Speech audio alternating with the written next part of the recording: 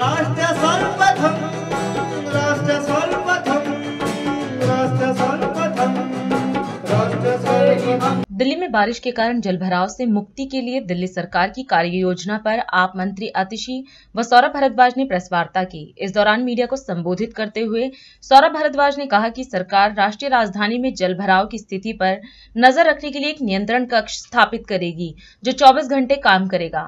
इस control room में MCD और पीडब्ल्यूडी और बाढ़ नियंत्रण विभाग के अधिकारी मौजूद रहेंगे व सभी विभागों के पंप रात 10 बजे तक चेक किए जाएंगे। इसके साथ ही मोबाइल पंप का भी रिव्यू किया जाएगा।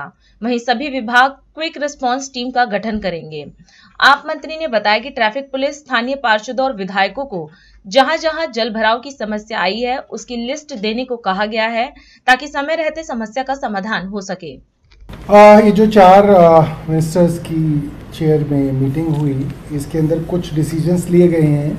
एक तो 24/7 24 घंटे चलने वाला एक कंट्रोल रूम सेटअप किया जा रहा है पीडब्ल्यूडी के हेडक्वार्टर्स के अंदर, जिसके अंदर 24 घंटे सीनियर ऑफिसर्स की ड्यूटी रहेगी। 8-8 घंटे की शिफ्ट में 3 ऑफिसर्स की ड्यूटी रहेगी ताकि 24 आवर्स सिचुएशन की मॉनिटरिंग की जाए। जो बड़े विभाग हैं जिनका पानी से संबंध है, PWD, MCD, irrigation flood control, इन तीनों डिपार्टमेंट के रिप्रेजेंटेटिव्स भी इस वाटर लॉगिंग कंट्रोल रूम के अंदर मौजूद रहेंगे ताकि अपने अपने डिपार्टमेंट से कोऑर्डिनेट कर सकें। करीब 10 बजे तक सभी डिपार्टमेंट्स को कहा गया है, रात 10 बजे तक वे सभी अपने पंप्स जो अलग अलग लोकेशंस पे लगाए गए हैं उनको आइडेंटिफाई कर लें, उनको इंस्पेक्ट कर लें कि उसके अंदर कोई खराबी तो नहीं है, और अगर खराबी है, डेफिशिएंसी है तो उसको दुरुस्त कर लें और उसकी रिपोर्ट जो है रात 10 बजे तक भेज दें।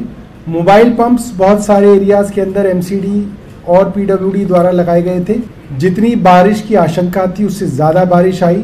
क्या वो मोबाइल पंप्स समय रहते चले तो क्या उनकी कैपेसिटी जितनी बारिश हुई उसके लिए पर्याप्त थी? इसको भी एक बार रिव्यू करने के लिए दोनों डिपार्टमेंट्स को कहा गया है। दोनों तो नहीं, इसके अलावा भी 2 छोटी छोटी म्यूनिसिपैलिटी और भी हैं, एनडीएमसी भी है, कैंटोनमेंट बोर्ड भी है। मेजर डिपार्टमेंट्स जो हैं वो है पीडब्ल्यूडी और एमसीडी, इनको कहा गया है। सभी डिपार्टमेंट्स को कहा गया है कि वो अपनी एक क्विक रिस्पांस टीम बनवा लें ताकि अगर किसी एरिया के अंदर वाटर लॉगिंग की शिकायत हो तो वो क्यूआरटी टीम मौके पे जाके अगर किसी खास वजह से पानी रुक रहा है तो उसको कर ले। कई बार देखा जाता है छोटे छोटे इश्यूज की वजह से पानी भर जाता है। मुझे याद है एक बार डॉन बॉस्को स्कूल के सामने बहुत पानी भरा हुआ था। ड्रेन की हमने डिसिल्टिंग कुछ दिनों पहले ही कराई थी तो हम भी सोच रहे थे कैसे हो गया कि भाई, तो पता चला वहां पे कोई ठेले वाला सब्जी का ठेला लगाता है, बारिश के चक्कर में आंधी से उसकी टोकरी उड़ के आ गई और बेलमाउथ जो है, मेन बेलमाउथ जिससे वो पानी की निकासी है, वहां पे वो टोकरी फंस गई।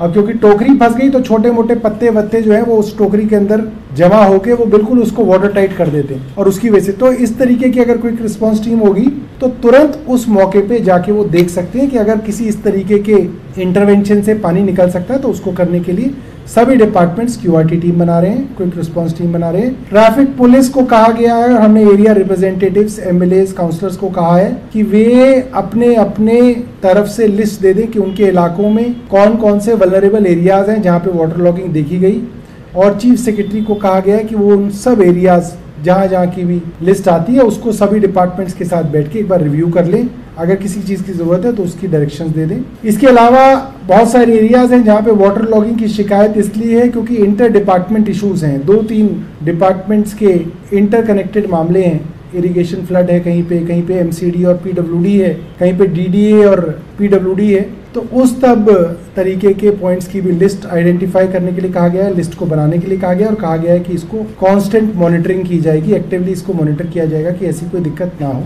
दिल्ली जल बोर्ड की भी कई जगह ये शिकायत है कि जनरली एरियाज के अंदर स्ट्रॉन्ग वाटर ड्रेन्स ना होती हैं और स्ट्रॉन्ग वाटर ड्रेन्स नहीं होने के कारण पानी अपना रास्ता सीवर से ही बनाता है। जो सीवर लाइन होती है वहीं से सारा का सारा पानी की निकासी जो है होती है, ये एक सच है और ये पॉश इलाकों में भी है।